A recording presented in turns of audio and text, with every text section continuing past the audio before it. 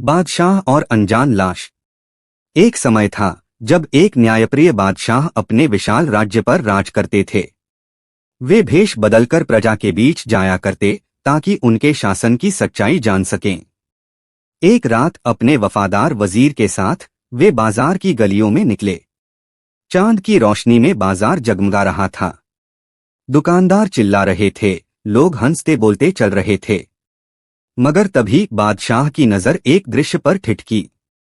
बाजार के बीचों बीच धूल में एक लाश पड़ी थी, ठंडी, निश्चल, अकेली। लोग उससे कतराकर निकल रहे थे जैसे वह कोई श्राप हो। बादशाह का दिल दहल गया। मेरी प्रजा इतनी बेरहम कैसे? उन्होंने वजीर से पूछा।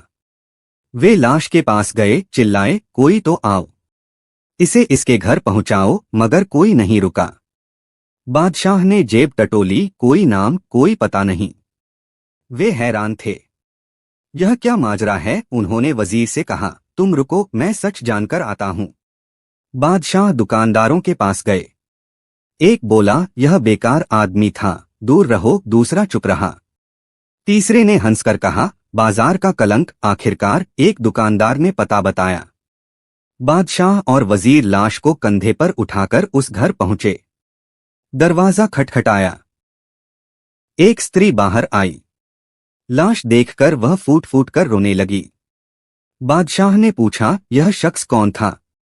क्यों कोई इसे छूने को तैयार नहीं?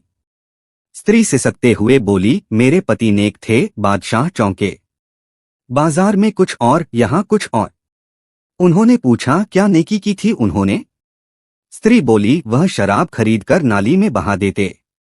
रात को नर्तकी को पैसे देकर कहते, दरवाजा बंद करो, किसी के लिए मत खोलना। घर आकर कहते, आज मैंने पाप कम किया। मैं समझाती, लोग आपको गलत समझते हैं, कोई आपकी अर्थी को कंधा नहीं देगा। वे हंसकर कहते, मेरी अर्थी को बादशाह और एक भला इंसान उठाएंगे। यह सुन बादशाह की आंखें नम हो गईं। मैं ही वह बादशाह हूं, उन्होंने कहा। तुम्हारे पति का अंतिम संस्कार शाही सम्मान से होगा। और ऐसा ही हुआ। लाश को राजसी अंदाज में विदा किया गया। सितारे चमक रहे थे, मानो उस नेक आत्मा को सलाम कर रहे हों।